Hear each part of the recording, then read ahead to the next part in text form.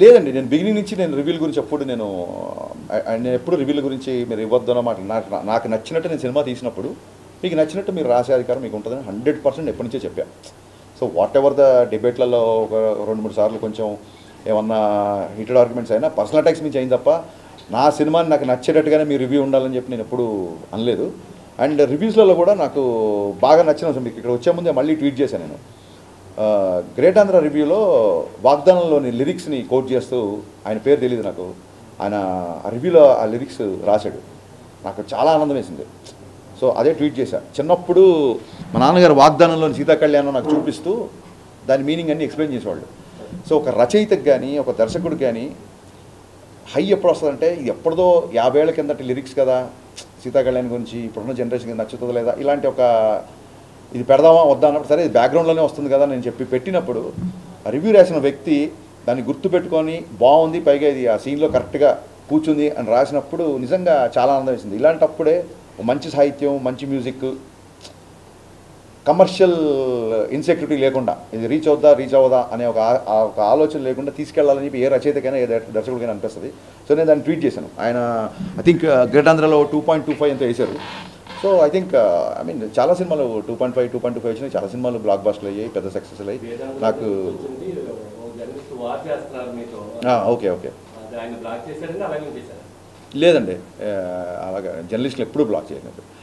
నేను బ్లాక్ చేసేవాళ్ళు ఎవరంటే కొంచెం బూతులు మాట్లాడుతూ ఇంట్లో ఉన్న లేడీస్ని తిడుతూ అలాంటి వాళ్ళని బ్లాక్ చేస్తాను తప్ప నీ సినిమా బాగాలేదు ఇప్పుడు ఇన్ని అప్రిషియేషన్ వచ్చినప్పుడు ఎక్కడో కొంత ఒక నెగిటివిటీ ఉన్నప్పుడు అది తీసుకోకపోతే అలాగే మొత్తం ఆబాల గోపాలన్న సినిమా అలరించాలని కోరుకోవడం కూడా అత్యాశే.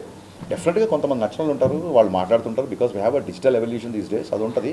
కమింగ్ టు ద జర్నలిస్ట్, ఆయన ఏం చేశారంటే ఒక ఫోటో ఏదో పెట్టి ఇది దాని గురించి ఏదో కామెంట్ చేశారు. సో చాలామంది అడుగుతున్నారు ఎందుకు మీరు దాన్ని కౌంటర్ చేయట్లేదు, అభిమానులు అందరూ మన ఇష్టపడేవాళ్ళు, సినిమా నచ్చిన వాళ్ళు అందరూ.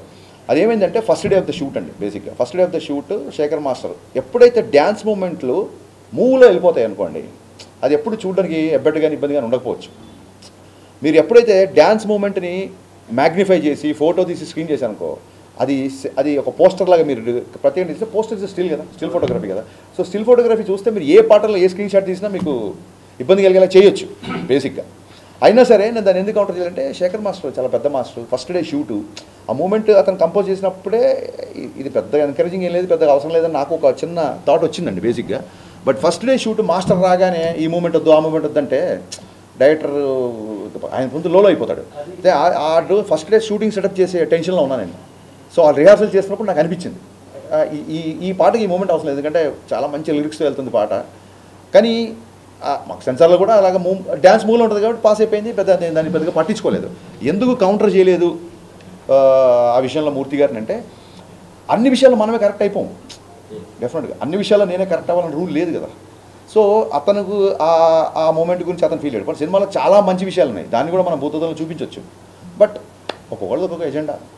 లాస్ట్ టైం గ్యాంగ్ లీడర్ సినిమాలో కూడా ప్రభుదేవ గారు వర్షంలో పాటలో విజయశాంతిలా పట్టుకుంటారు చరణ్ అంటే ఏం లేదండి. అదేంటంటే మేము ఉన్న పరిస్థితులలో క్రియేటివ్ పొజిషన్లో ఉన్నప్పుడు, ఇండస్ట్రీలో ఉన్నప్పుడు వాళ్ళు చేశారు కదా మేము చేయాలి ఇలాగ మాట్లాడితే ఇంకోళ్ళతో కంపేర్ చేసుకోవడం ఎందుకంటే అందరూ మా వాళ్ళే కాబట్టి అలా కంపేర్ చేసుకోవడం కరెక్ట్ కాదు. సో మీరు అన్నారు కాబట్టి నేను దాన్ని ఆ కామెంట్ నేను తీసుకున్నాను కాబట్టి ఆయనకి నేను కౌంటర్ అయ్యేది తెలుసుకోను.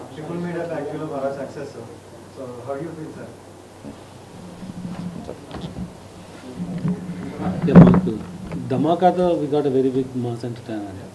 So we are hoping this will be bigger than Dhamaka. So very happy. Numbers and expectations. Sir, it's too early to expect numbers. Definitely big numbers expect చేస్తున్నాం.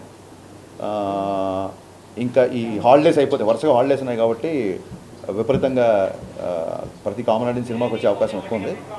సో దాని తర్వాత మా డిస్ట్రిబ్యూటర్ గారు చెప్తే అక్కడి నుంచి స్టార్ట్ చేస్తాం మళ్ళీ. యా నావి ఫినిష్ చేద్దామండి, ఆ తర్వాత సార్ కానీ భాగ్యష్ కానీ కూర్చుంటాం. మీరు చెప్పండి.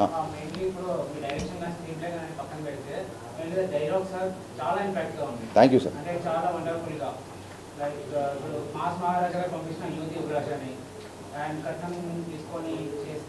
కట్నం తీసుకొని కాపురం చేయడం మగవాడు వ్యభిచారం చేసినట్టు డైలాగ్ చాలా అప్లాస్ వచ్చిందండి. చాలామంది లేడీస్ కాల్ చేసి చెప్పారు, చాలా మంచి డైలాగ్ రాశారండి.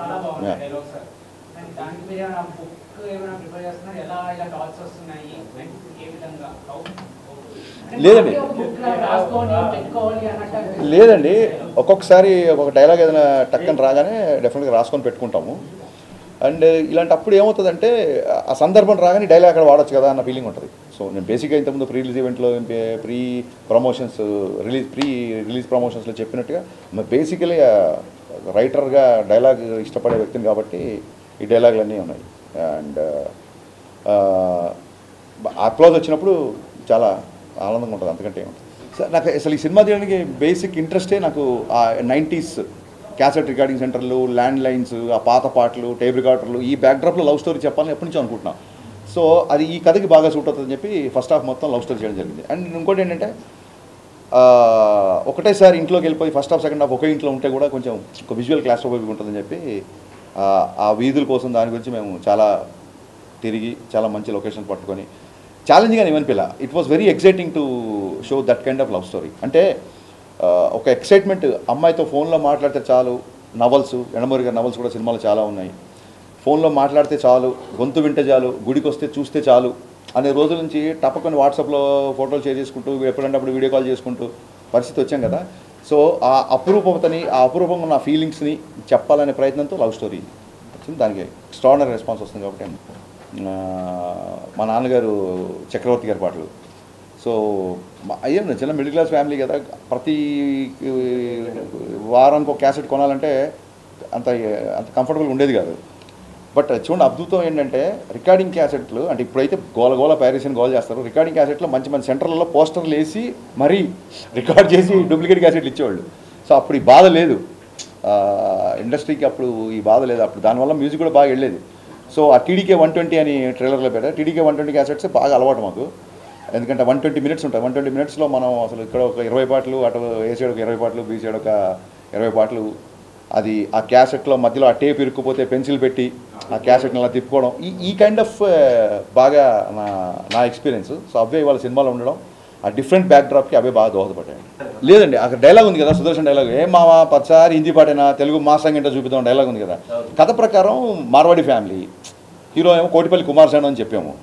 కుమార్ సేన్ గారు ఇప్పుడు ప్రేమాలయం పాట మనం ఎందుకు పెట్టామంటే అది ఆ రోజుల్లో హిందీ పాట కూడా డబ్బింగ్ అంత సూపర్ హిట్ అయ్యేది. సో ఆ చిన్న నాస్టాలజీ రావాలని బేసిక్గా నేను హైదరాబాద్ బాటప్ కాబట్టి కొంచెం హిందీ సాహిత్యం ఉంటే అది కథలో అవసరమైంది. ఇప్పుడు అమ్మాయి డబ్బింగ్లో కూడా కొంచెం అక్కడక్కడ తెలుగు బ్రోకెన్ తెలుగు మాట్లాడినా చాలా అందంగా క్యూట్గా ఉందని చెప్పి అందరూ మెసేజ్ చేస్తున్నారు. ఎందుకంటే మార్వాడి ఫ్యామిలీ కదా, తెలుగులో అంత ఫ్లూయెంట్ ఉండకపోవచ్చు కాబట్టి తను చెప్పినా బాగుంటుందని చెప్పి తనతో డబ్బింగ్ చాలా కష్టపడింది అమ్మాయి. సో సహజంగానే పాటలు అన్నా లిరిక్స్ అన్నా ఇష్టం కాబట్టి అన్ని పాటలు అంటే ఏముందండి మొత్తం అన్ని పాటలు. మధ్యలో మీరు భద్రాచలం కొండ సీతమ్మవారి అండ సేమ్ ఆ పాటకి రవితేజ గారితో చిరంజీవి గారు చేసినట్టు. అవునండి అవును. ఆయన ఎవరు అభ్యంతరం పెట్టారండి? సేమ్ లేదండి అసలు రవితేజ గారు దేనికి అభ్యంతరం పెట్టలేదు. డైరెక్టర్స్ హీరో కదా, మీకు అందరికీ తెలుసు కదా. సో చెప్పినట్టు చెప్పిన దానికంటే బెటర్గా ఎరగదీశారు. దానికి లైట్ మూమెంట్స్ వేసినా సరే థియేటర్లో అసలు రెస్పాన్స్ షేక్ అయిపోతుంది. భద్రాచలం కొండ బాస్ సాంగ్ రాగానే, అండ్ రెప్పల్ డప్పుల్ సాంగ్కి అయితే స్టేజ్ మీదకి వెళ్ళి డ్యాన్స్లు వేస్తున్నారు అందరూ. అండ్ లాస్ట్ సాంగ్ కూడా అబ్బచా సాంగ్కి స్టేజ్ మీదకి వెళ్ళి డ్యాన్స్లు వేస్తున్నారు. అండ్ అంటే నేను చాలాసార్లు చెప్పాను, I believe in this kind of film. మంచి పాటలు, మంచి సాహిత్యం, మంచి entertainment, not just comedy and entertainment. ఇప్పుడు ఇంటర్వెల్కి జగద్బాబు గారికి ఉన్న హీరోకి వచ్చే సంభాషణ ఇట్స్ ఎంటర్టైనింగ్. వాళ్ళిద్దరి మధ్య కాన్ఫ్లిక్ట్ అనేది ఎంటర్టైన్ నా దృష్టిలో. సో మంచి పాటలు కానీ, మంచి డ్యాన్సులు కానీ, మరి ఒక చిన్న విలన్తో ఉండే కాన్ఫ్లిక్ట్ కానీ, ఇవన్నీ part of entertainment. Comedy is also part of the entertainment. And special thanks to Satya. నేను చాలాసార్లు చెప్పాను, సత్య అనేవాడు అసలు ఫస్ట్ హాఫ్లో అతని విజృంభణ చూశారు ఆడియన్స్. సత్య గురించి ఎన్ని కాల్స్ ఎన్ని మెసేజ్ నాకు వచ్చినా సత్య కూడా వచ్చి ఉంటే లేవని నాకు డౌట్. సో ఎక్స్ట్రానర్ చేశారు. అండ్ అలాగే రిలీజ్ ఫంక్షన్లో జగద్బాబు గారు రాలేదు కాబట్టి ఆయన గురించి నేను చెప్పడం మర్చిపోయాను. మీ పత్రికాముఖంగా జగద్బాబు గారికి నేను శిరస్సు వంచి కృతజ్ఞత చెప్తున్నాను. చెప్పగానే కథలో ఆయన క్యారెక్టరేషన్ ఒక 20 మినిట్స్ చెప్పగానే ఆయన క్యారెక్టర్ ఓకే చేశారు. ఓకే చేసి కంటిన్యూగా 30 డేస్ చాలా బిజీలో ఉన్నప్పుడు కూడా ఆయనకు మిగతా షెడ్యూల్స్ కూడా అడ్జస్ట్ చేసి ఆయన కంటిన్యూగా 30 డేస్ ఒకటే పెద్ద షెడ్యూల్ చేశారు. జగద్బాబు గారికి ఉన్న రవితేజ్ గారికి మధ్యన సీన్స్, ఆ డైలాగ్స్, సింహాన్ని లోపల బంధిస్తున్నాం అంటే నేను బయటకు వస్తే చూపిస్తాను అంటే ఇప్పుడే చూపించు, ఈ క్షణమే చూపించు అని చెప్పి ఆ డైలాగ్ నుంచి విపరీతంగా మాట్లాడుతున్నారు. సో ఓవరాల్ వెరీ హ్యాపీ అండి, వెరీ వెరీ హ్యాపీ. మిరపకాయలో ఒక సీన్ రెప్లికేట్ చేశారు సత్యతో. యా, సిచ్యువేషన్ డిమాండ్స్ అండి అంతే. చిక్కి ఫుల్ నేమ్ మర్చిపోయానండి, నేను 2-3 సార్లు చెప్తాం అనుకున్నా. 2 రోజులు చిన్న నా ప్రీమియర్ నుంచి ఓవర్సీస్ స్టాక్ ఇదంతా కదా, సరిగ్గా నిద్రలేదు. డైలాగ్ ఆవిడ పేరు చాలా మంచి పేరు, బట్ జిక్కిగానే ఫేమస్ కదా. క్యామియోస్ బాగా ట్రెండింగ్ లో ఉన్నాయి ప్రెజెంట్, ఎందుకంటే అది ఒక సర్ప్రైజింగ్ ఎలిమెంట్. అవునండి అవునండి. సో ఇప్పుడు మీరు కూడా ఇందులోకి స్టార్ట్ అయ్యారు కాబట్టి నెక్స్ట్ ఉస్తాద్ భగత్ సింగ్ లో ఉన్న క్యామియోస్ ఎక్స్పెక్ట్. అదేనండి, అంటే cameo for the sake of cameo ఉన్నప్పుడు పండదండి. ఊరికే మనకి హీరోలతో ఒక చిన్న రిలేషన్ ఉంది కదా, మన రిలేషన్ ఆబ్లిగేషన్ పెట్టి చేస్తే పండదు. అక్కడ కథ ఫిట్ అవ్వాలి. ఇందులో ఖచ్చితంగా హీరో ఈ ఇల్లు వదలలేని పొజిషను, సమస్య ఇంకో ఇంట్లో ఉంది. సో హీరో ఇల్లు వదలడు కాబట్టి ఖచ్చితంగా ఇంకో వ్యక్తి రావాలి ఆ ఇంటికి. అందుకు క్యామియో బాగా పండింది. అవునండి అవును అవును.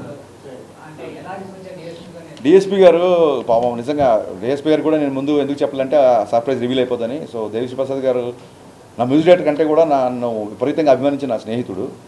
సో భాను మాస్టర్ ఏంటంటే, సార్ ఆ బిగినింగ్ హీరో గారిని హెవీ రిథమ్ వచ్చినప్పుడు హీరో గారిని చూపిద్దాం సార్, ఆ బిఫోర్ సాకి మట్టుకు ఎవరైనా గెస్ట్ ఉంటే బాగుంటుంది, టైం లేదు కదా మీరే చేసేయండి అన్నాడు. నన్ను నేను కెమెరా ముందు రావడాన్ని తప్పించుకోవడానికి ఏం చేయాలో తెలియక భాను మాస్టర్, హీరో గారు మొత్తం అందరూ నువ్వు చేయి అంటే ఆ విపత్తు నుంచి దేవిశ్రీ ప్రసాద్ గారు నన్ను కాపాడారు. ఫోన్ చేశాను, రేపు వచ్చేయమన్నారు ఏంటి సార్, నాకు అసలు టైం కూడా ఇవ్వట్లేదు మీరు ఆలోచించుకొని అంటే, నేను ఏం చెప్పానంటే, సార్ ఇది 4th ఆగస్టు షూట్ చేస్తున్నాము, ఫ్రెండ్షిప్ డే, నేను డైరెక్టర్గా కాల్ చేయట్లేదు, ఫ్రెండ్గా కాల్ చేస్తున్నా, మీరు వస్తాయండి అని, మీరు ఫోన్ పెట్టండి వస్తానని చెప్పి ఫోన్ పెట్టాడు. నిజంగా ఒక దేశం గర్వించదగ్గ ఒక జాతీయ అవార్డు సంపాదించిన మ్యూజిక్ డైరెక్టరు నా ఫ్రెండ్గా రియాక్ట్ అయ్యి వేరే మ్యూజిక్ డైరెక్టర్ సాంగ్లోకి వచ్చి క్యామియో చేయడం అనేది దేవిశ్రీ ప్రసాద్ గారి విశాల హృదయానికి నిజంగా తార్కాణం. So thank you rock star, thank you so much for being in my film and people are talking about it. Thank you. మీకు ప్రీవియస్ ఈవెంట్లో హీరో గారు కూడా తీసుకొచ్చి పరిచయం చేశారు సపరేట్గా. పృథ్వీ అనే మాస్టర్ చాలా బాగా చేశాడు. అలాగే క్లైమాక్స్ రామలక్ష్మణ్ మాస్టర్ నాకు ఇష్టమైన ఫేవరెట్ మాస్టర్స్. అదే అండి, థియేటర్స్కి ఒకసారి వెళ్ళిన తర్వాత ఎక్కడెక్కడ ఏ పోర్షన్ ఆడియన్స్ బాగా ఎగ్జైట్ అవుతున్నారు ఏంటి అది చూసుకొని దాన్ని బట్టి కొత్త ప్రోమోస్, కొత్త promotion plans and very soon success meet ఉంటుంది. సో డెఫినెట్గా we are going ahead with the promotion plan. Say it little loudly, sir. I'm can't hear.